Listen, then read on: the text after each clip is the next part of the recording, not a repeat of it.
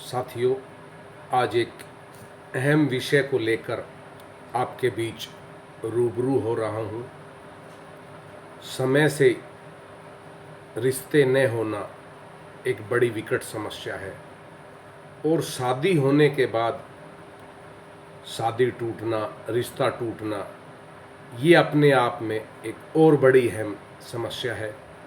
इसके विषय में सोचना होगा, विचार करना होगा कि आखिर ऐसा क्यों हो रहा है। हमने कुछ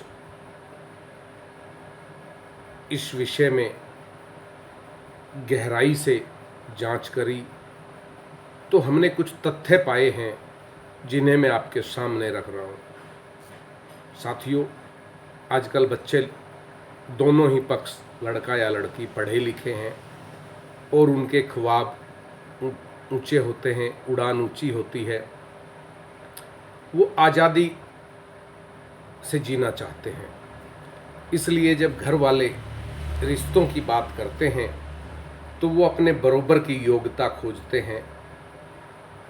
लड़का सोचता है मुझे एक पढ़ी लिखी नौकरी पेशे वाली लड़की मिले, लड़की सोचती है मुझे एक अच्छा पढ़ा लिखा नौकरी पेशे वाला या बड़ा बिजनेसमैन लड़का मिले। आखिर इन चीज़ों को खोजते खोजते माँ बाप का समय निकलता जाता है और जो ये सोशल मीडिया, व्हाट्सएप ग्रुपों पर बायोडाटा आते हैं, ये बायोडाटा, मैं इन बायोडाटा की फ़ोटोओं की बात करूं, जो लड़के या लड़कियों की फ़ोटोएं आती है। देखिए, मैं यहाँ सभी के विषय में तो नहीं कह रहा हूँ, लेकिन हाँ, कुछ परसेंट बायोडाटा के अंदर जो फ़ोटोएं आती है वो झूठ की दुकान है। जब एक लड़की का पिता एक बायोडाटा देखता है लड़के का, तो उसे लड़का रंग रूप से सुंदर, नैन नक्श से सुंदर और स्मार्ट दिखता है। और जब वह उस लड़की वाले के घर पहुंचता है लड़का देखने के लिए, तो जो बायोडाटा में फ़ोटो दिखाई गई थी, उस फोटो में और रियल जो लड़का है उसमें दिन रात का अंतर है। तो ये बायोडाटा के साथ जो फ़ोटो आती है, ये तो निरी और निरी झूठ की दुकान है। अधिकांश केसों में, मैं सभी में नहीं कह रहा हूँ, अधिकांश केसों में झूठ की दुकान है। लड़का सांवला है तो वो फ़ोटो इस हिसाब से खींचते हैं बिल्कुल गोरा दिखता है। लड़का काला है तो फ़ोटो इस हिसाब से खींचते हैं कि लड़का बिल्कुल गोरा चिट्टा दिखाई देता है। वहीं कुछ बायोडाटा में तो लड़का पक्ष या लड़की पक्ष वाले अपने बच्चों की 5-5, 7-7 साल पुरानी फ़ोटो डालते हैं, वर्तमान फ़ोटो ना डालकर। ये भी एक बड़ा कारण है रिश्तों का ना हो पाना समय से। इसके साथ साथ पढ़ाई लिखाई, ये सब चीज़ें भी अहमियत रखती है, जिनकी तलाश में माता पिता भटकते रहते हैं कि कोई योग्य वर मिल जाए। और अगर कहीं मिलता भी है तो फिर डिमांडें शुरू हो जाती है। अब मांगने का स्टाइल भी बड़ा अजीब है। कहते हैं भाई हमें कुछ नहीं चाहिए, लेकिन जैसे हम हैं उस हिसाब की शादी करनी होगी। यानी कि हमें कुछ चाहिए भी नहीं और जैसे हम हैं उस हिसाब की शादी करनी होगी, यानी कि लगाना भी बहुत कुछ होगा। तो इन सब चीज़ों को देखते हुए ये समाज में एक विकट समस्या होती जा रही है, समय से रिश्ते ना होना। और उससे भी बड़ी विकट समस्या जो आ रही है वो है शादी के बाद शादियां टूटना। आज एक नहीं अनेक ऐसे मामले हैं जिनमें शादियां टूट रही हैं। ऐसे में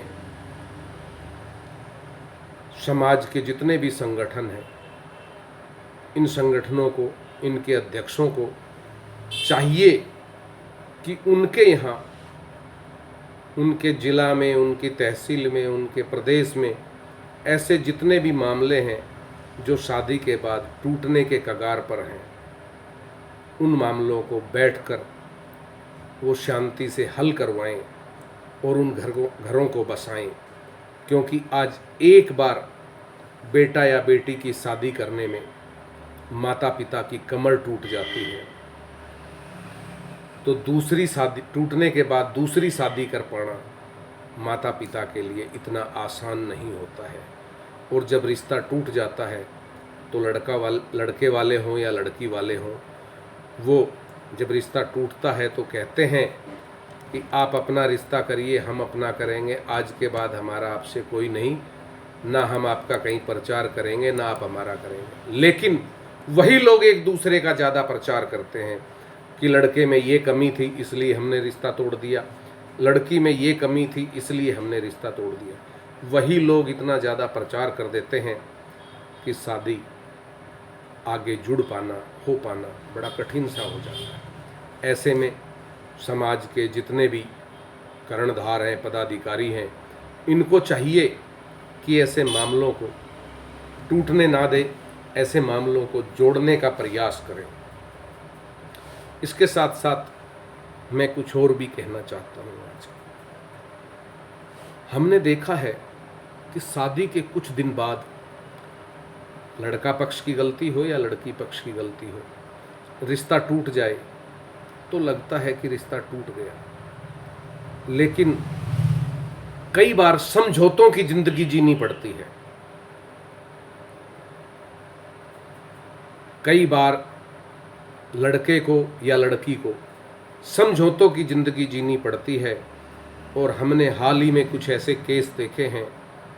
एक पिता जिसके पास जो भी उसका व्यापार है, छोटा मोटा काम धंधा है, उससे वह संतुष्ट है अपने परिवार को पालने पोसने में, अपने बच्चों की पढ़ाई लिखाई, घर का खर्चा, बिजली का बिल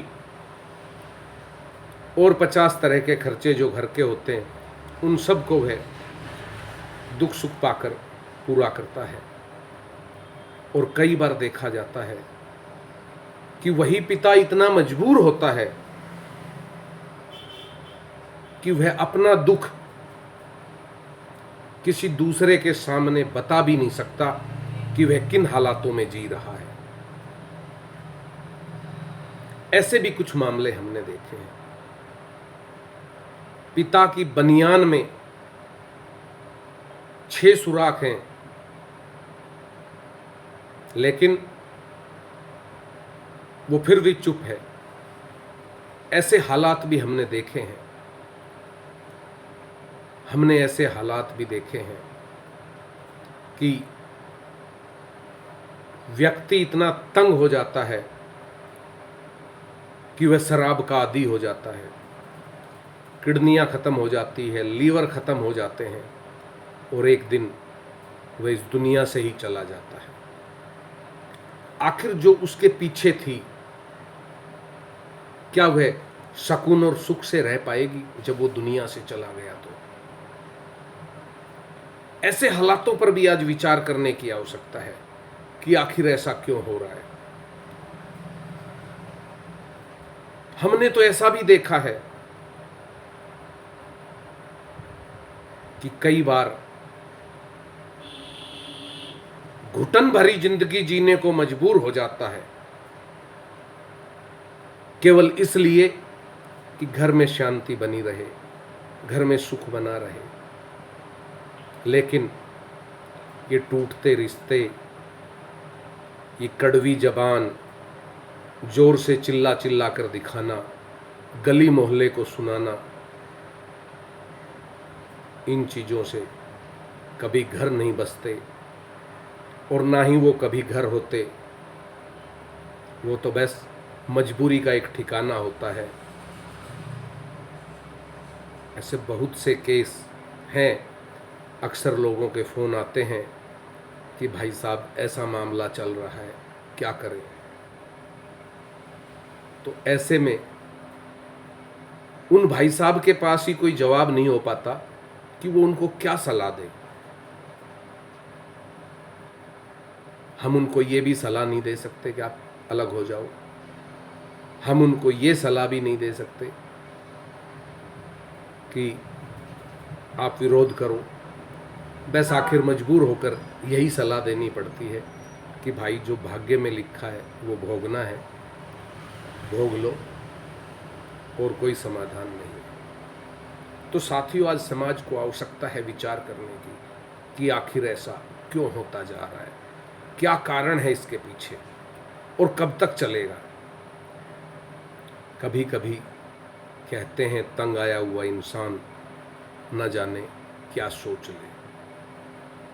इसलिए मैं तो यही कहूँगा, चाहे वो लड़का हो या लड़की हो, कि सुख और शांति से रहिए, सुकून से रहिए। कम है तो कम खाकर रहिए, गम है तो गम खाकर रहिए। पड़ोसी का मकान बड़ा है तो उसे देख कर ना जलें। जितनी श्रद्धा है आपके पास उतना ही मकान है। आपके भाग्य में जितना था उतना है। हाँ, उसे बड़ा किया जा सकता है और वो भी भाग्य का खेल है। भाग्य में लिखा है तो वह बड़ा होगा। कौन किसका बच्चा कहाँ पढ़ रहा है इसकी चिंता ना करें। अपने बच्चे को देखिए वह कहाँ पढ़ रहा है। अपने से ऊपर देखकर ना जिए, अपने से नीचे देखकर भी कभी जी लिया करो। सुख शांति बनी रहेगी। समय धीरे धीरे व्यतीत होता रहेगा। अमर पटा कोई नहीं लेकर आया इस धरती पर। किसी को नहीं पता किस दिन ये प्राण बखेरू उड़ जाएंगे। ये बड़े मकान, ये छोटे मकान, ये सब यहीं पड़े रह जाएंगे। इसलिए सुख शांति से रहें, सुख शांति से जिएं। परमात्मा ने जो दिया है उसे अपना भाग्य समझें और चैन और अमन से रहें। यही मेरी शुभकामनाएं हैं।